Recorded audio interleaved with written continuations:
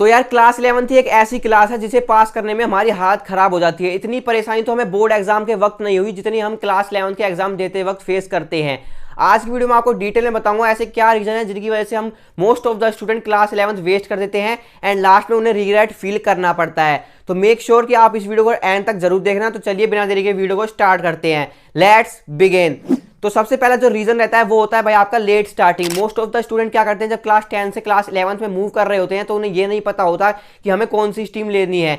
आप लोग क्या करते हैं कि सभी स्ट्रीम में जाके चेक करते हैं कि कौन सी स्ट्रीम मेरे लिए सुटेबल होगी। 15 दिन आप कॉमर्स में बैठते हैं, 15 दिन आप आर्ट्स में बैठते हैं, 15 दिन मेडिकल में बैठते हैं एंड 15 दिन नॉन मेडिकल में बैठते हैं। एंड इस चक्कर में आप 2 महीने अपने टोटली वेस्ट कर देते हैं। और जब आप क्लास 11 को स्टार्ट कर रहे होते हैं तो उस समय पर आपका काफी सिलेबस हो चुका होता है और फिर उसे कवर करने में आपको काफी प्रॉब्लम आती है। तो आपको भाई ये मिस्टेक नहीं करनी है। पहला रीजन तो यही हो जाता है बच्चों से, ये सबसे बड़ी गलती है।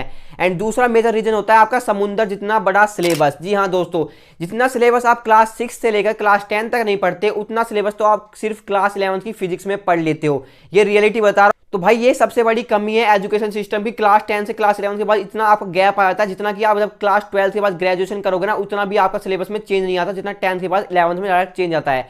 एंड नेक्स्ट जो रीजन होता है आपका वो होता है पुअर टाइम मैनेजमेंट। मोस्टली बच्चे क्या करते हैं, टाइम मैनेजमेंट नहीं कर पाते। एक सब्जेक्ट पढ़ रहे हैं तो एक सब्जेक्ट पढ़ेंगे एंड उसी सब्जेक्ट पर पूरा लगा देंगे। एंड एक सब्जेक्ट असाइनमेंट का वर्क कर रहे हैं तो उसी सब्जेक्ट को करते रहेंगे एंड अदर सब्जेक्ट पर फोकस ही नहीं करेंगे।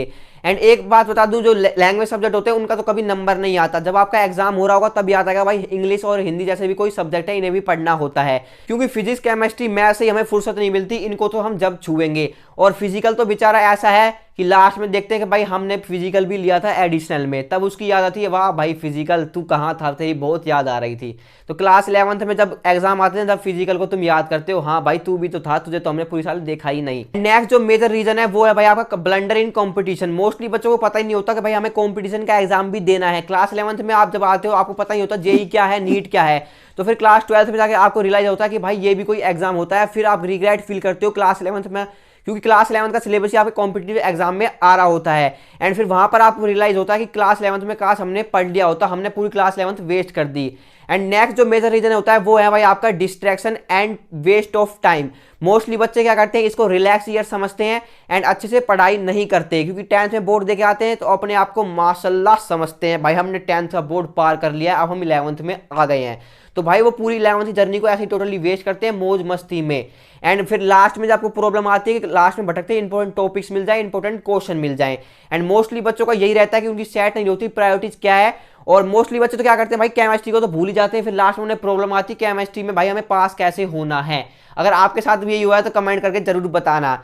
एंड नेक्स्ट जो मेजर रीजन है लास्ट जो सबसे ज्यादा मोस्ट ऑफ द स्टूडेंट के साथ होता है वो है भाई आपका रिलेशनशिप। जी हाँ दोस्तों, मोस्ट ऑफ द स्टूडेंट के साथ नया नया क्लास होती है, नया नया प्यार होता है। आपके साथ भी यही हुआ होगा मुझे लग रहा है, हाँ जब भी हंस रहे हो आप। तो मोस्ट ऑफ द स्टूडेंट के साथ ये रीजन होता है रिलेशनशिप का। नया नया माहौल मिलता है, नई नई एनवायरनमेंट मिलता है और नया नया रिलेशनशिप भी मिलता है। तो इस रिलेशनशिप के चक्कर में डिस्ट्रैक्ट होकर काफी बच्चे हैं ना अपनी क्लास 11 जर्नी को वेस्ट कर देते हैं।